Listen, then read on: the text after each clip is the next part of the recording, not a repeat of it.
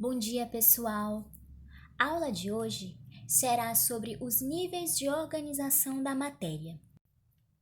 Para começarmos, nós precisamos responder o que são moléculas.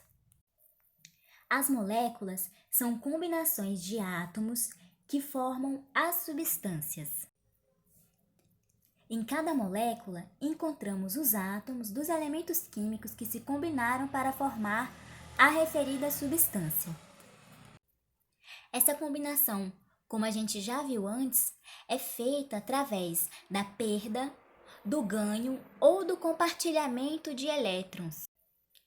Então, as moléculas resultam da combinação de átomos de um mesmo tipo de elemento químico, isto é, moléculas de substância simples, ou resultam da combinação de átomos de dois ou mais elementos químicos, isto é, as substâncias compostas. As substâncias simples e compostas são também chamadas de substâncias puras. As substâncias simples são formadas por moléculas de um único elemento químico. Quer dizer o quê? Que são substâncias constituídas por um só tipo de átomo. Como exemplo, nós temos aqui os gases de hidrogênio e os gases de oxigênio. Então, gás oxigênio é considerado uma substância pura justamente porque suas moléculas são formadas exclusivamente por átomos de oxigênio.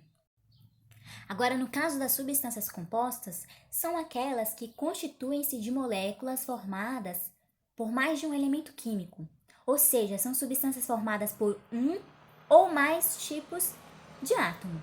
Então, a gente tem um exemplo aqui da água, né? Que é representada por H2O. A água é uma substância composta porque contém dois átomos de hidrogênio e um átomo de oxigênio. Então, novamente, a água é uma substância composta porque ela contém dois átomos de hidrogênio e um átomo de oxigênio. Outro exemplo de substância composta é o gás carbônico, representado pelo símbolo CO2. Então, o gás carbônico possui um átomo de carbono e dois átomos de oxigênio. Bem, as substâncias puras, elas podem se agrupar formando misturas. Então, as misturas são aquelas que apresentam mais de um tipo de molécula. O ar é um grande exemplo de mistura, porque ele apresenta alguns gases, como nitrogênio, oxigênio, gás carbônico, além de outros gases em menor quantidade. Bem, vamos falar um pouquinho sobre decomposição. O que seria a decomposição? A decomposição é quando moléculas são quebradas e os átomos resultantes se reagrupam e formam novas moléculas. Um exemplo de decomposição é a decomposição da água. Na decomposição da água, as suas moléculas foram quebradas e os átomos resultantes de hidrogênio e de oxigênio, eles se reagruparam e formaram novas moléculas da substância de hidrogênio e de oxigênio. Então, aqui temos uma molécula da substância de hidrogênio e uma molécula da substância de oxigênio. Os gases hidrogênio e oxigênio são substâncias simples. Os átomos de hidrogênio se unem 2 a 2, formando moléculas de hidrogênio. O mesmo ocorre com os átomos de oxigênio. para formar as moléculas de oxigênio. Quando a água é decomposta, as substâncias resultantes são totalmente diferentes. Isso significa que as propriedades se modificaram. A água na temperatura ambiente é um líquido e, como sabemos, não é inflamável. Já o hidrogênio e o oxigênio, na temperatura ambiente, são gases. O gás hidrogênio é inflamável e o gás oxigênio permite o processo de combustão. Vejamos o seguinte. Aqui temos duas moléculas de água que, quando decompostas, produzem duas moléculas de hidrogênio e uma molécula de oxigênio. Agora aqui nós temos o seguinte, temos 4 moléculas de água que, quando decompostas, produzem 4 moléculas de hidrogênio e 2 de oxigênio. Observe o significado das representações anteriores. A água, ela é representada pela fórmula H2O, certo? Isso significa o quê? Que em uma molécula de água há 2 átomos de hidrogênio e 1 átomo de oxigênio.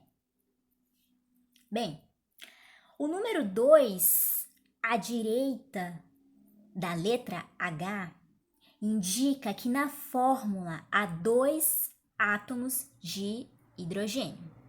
2 átomos de hidrogênio. Quando existe apenas um átomo de um elemento, não há necessidade de colocar o número 1 à sua direita. Aqui no caso do oxigênio, ele só tem um átomo, não precisaria escrever o número 1 aqui. Esses números à direita das letras são chamados de índice. Tá? Então, esse número que vem aqui são chamados na química de índice. Podemos perceber, então, que os símbolos representam os átomos de elementos e as fórmulas representam as substâncias. Então, vamos lá, vamos interpretar isso. O uso de símbolos é uma linguagem universal da química. E os símbolos, eles valem para as pessoas de todos os países e idiomas. Então, vamos a alguns exemplos. Vejam só. H representa um átomo do elemento hidrogênio. 2H representa 2 átomos do elemento hidrogênio. E H2 representa uma molécula da substância de hidrogênio. 2H2, 2 moléculas da substância hidrogênio. Um outro exemplo. HNO3 representa uma molécula do composto ou substância ácido fosfórico. Uma pequena correção. Não é ácido fosfórico, tá? É ácido nítrico. Então, HNO3 representa uma molécula do composto ou substância do ácido nítrico. Agora sim, ácido fosfórico. Outro exemplo, 2H3PO4 representa 2 moléculas do composto ou substância ácido fosfórico. Bem, para representar as substâncias, a química utiliza as fórmulas das moléculas de cada substância. Então, a fórmula consiste em símbolos e índices. Os índices indicam a quantidade de átomos que formam a molécula Já os símbolos indicam os tipos de átomos que entram na formação da molécula. Vejamos alguns exemplos da substância, da fórmula da molécula e da composição da molécula. No caso aqui do ácido clorídrico, a fórmula da molécula é HCl, isto é, possui um átomo de hidrogênio e um de cloro. Já no ácido sulfídrico, representado por H2S, possui 2 átomos de hidrogênio e um de enxofre.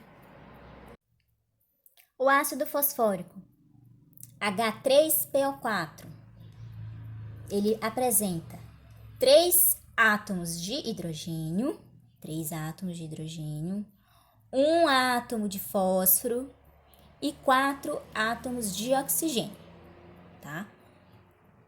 No exemplo do enxofre, S8, quer dizer o quê? Que apresenta 8 átomos de enxofre. Bom, pessoal, para finalizar então, a estrutura da matéria é definida em diversos níveis. E para conhecê-los e reconhecê-los, é preciso definir o que são prótons, o que são elétrons, o que são nêutrons, tá? O que são átomos e o que são moléculas, substâncias também. E além dos diversos graus que os elementos se relacionam entre si.